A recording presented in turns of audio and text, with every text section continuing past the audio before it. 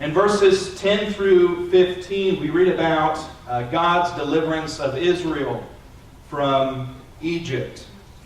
And so let's start with verse 10. It says, "To him that smote Egypt in their firstborn, for his mercy endureth forever, and brought out Israel from among them, for his mercy endureth forever, with a strong hand, with a stretched out arm, for his mercy endureth forever. To him which divided the Red Sea into parts, for his mercy endureth forever, and made Israel to pass through the midst of it, for his mercy endureth forever, but overthrew Pharaoh and his host and the Red Sea, for his mercy endureth forever."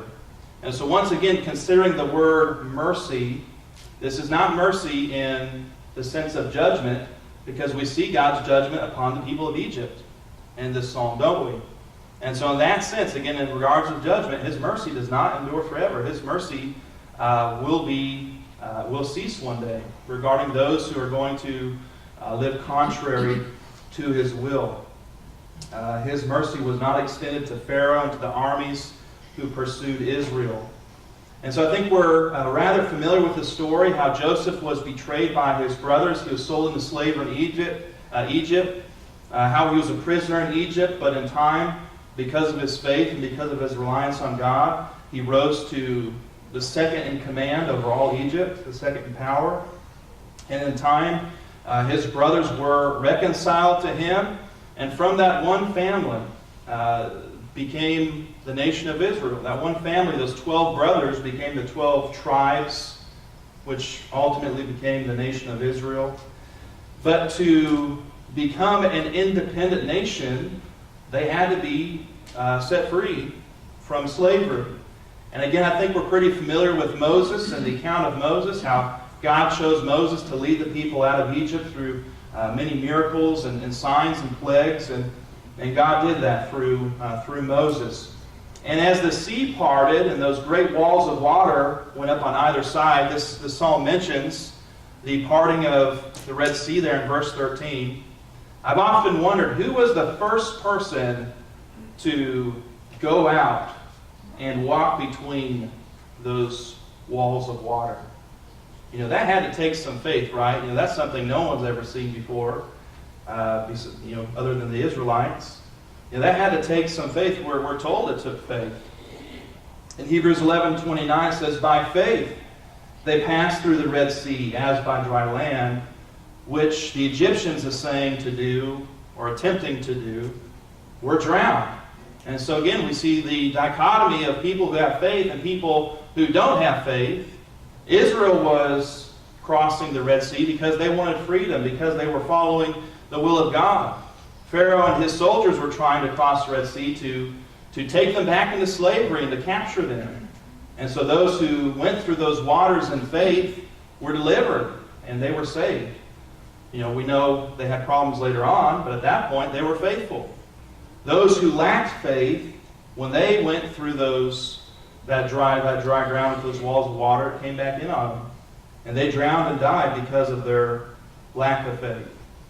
And so there is a parallel to this in the New Testament. We are saved, we are delivered when we pass through the waters of baptism. And that's not going to avail anyone if they don't have faith. You know, we have to have faith when we are baptized. We have to believe in what we're doing. God delivered Israel from the Egyptians.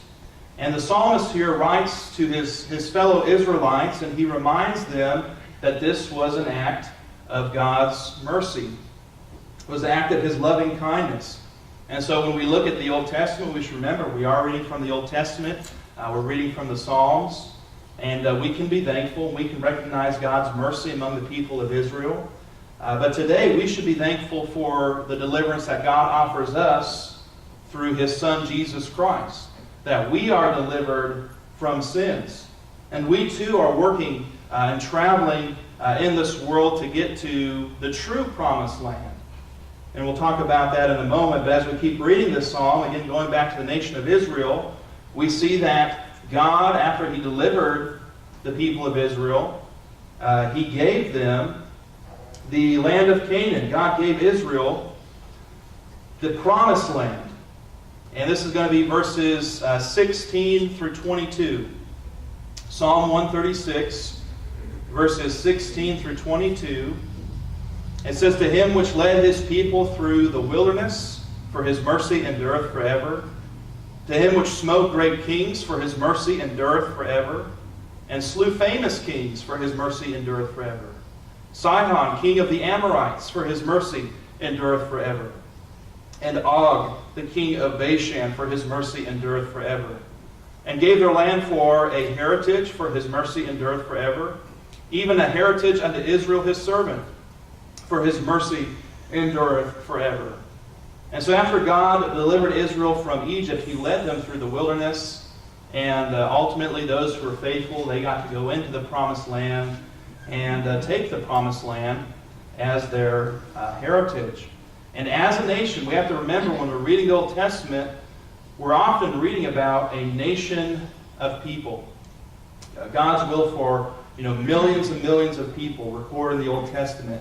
And these were people who fought wars, just like really any major nation. We're fighting a war right now.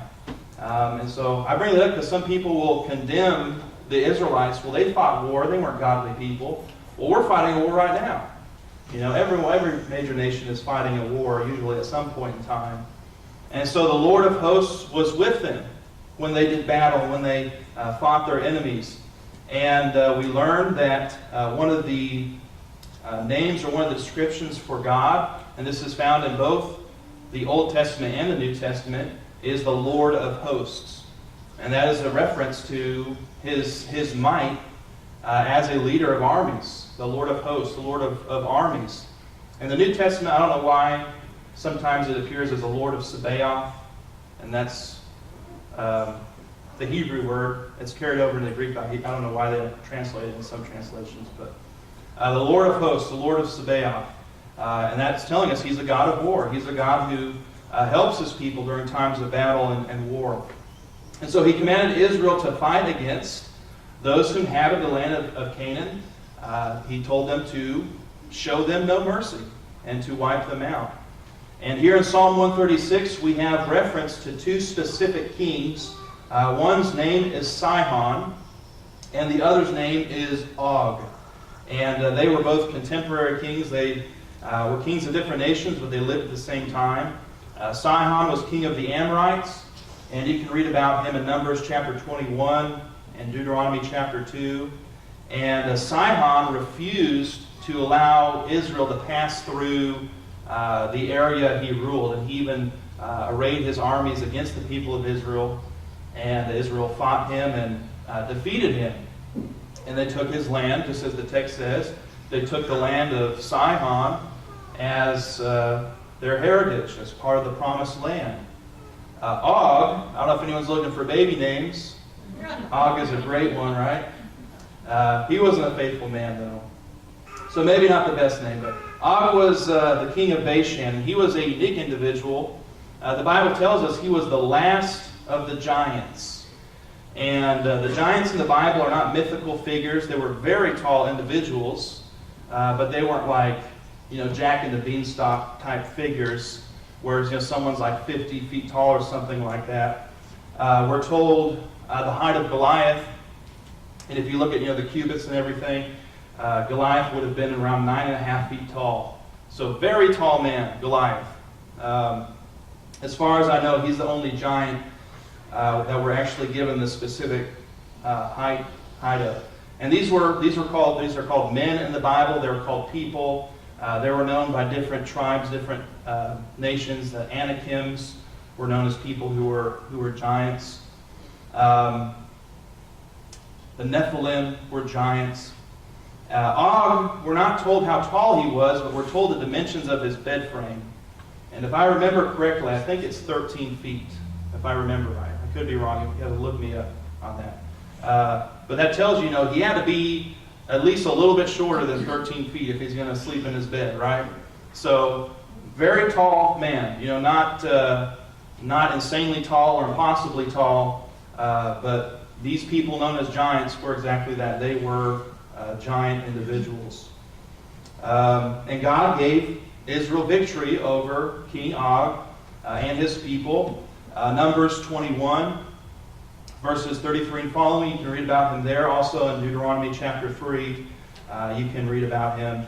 And these two victories, if you look at the route the nation of Israel took when they came to the promised land, if you consider, I should put a map up here, but if you consider the river Jordan, and everything's going to be backwards, right? If you consider the river Jordan, these areas were on the east of the Jordan.